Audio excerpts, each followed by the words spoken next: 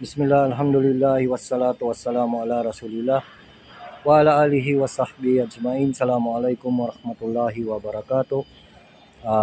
Mga kapatid at mga magulang sa pananampalatayang Islam, alhamdulillah at kami ay nandito ngayon sa Guangzhou Airport ng China.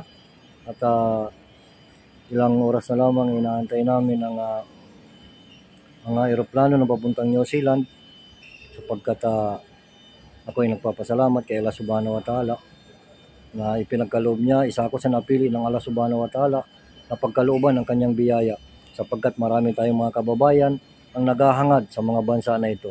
At nagpapasalamat ako kay Allah Subhanahu wa Ta'ala sapagkat isa ako sa napili ng Allah.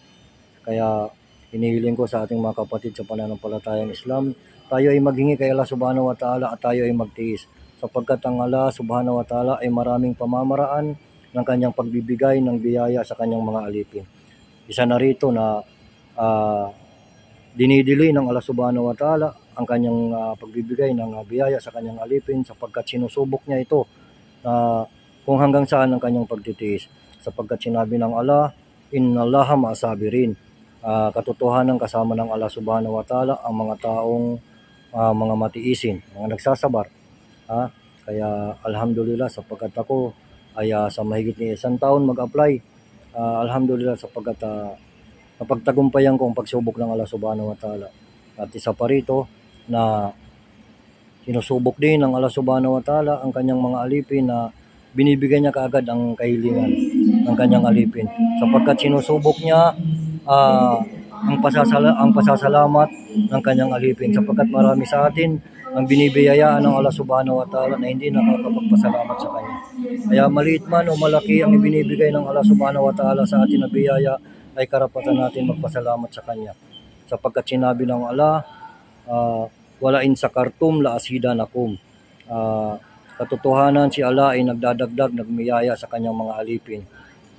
Kaya lagi tayong magpasalamat, palagi tayong dadagdagan ng Allah Subhanahu wa Ta'ala ng biyaya. Kaya inshallah sa maikling video na ito, sa mga kapatid natin sa pananampalatayang Islam, inshallah kapulutan nyo ng aral ito. Kaya gumawa ako ng maikling video, sapagkat ang mga ilang minuto na lamang ay parating ng aming eroplano.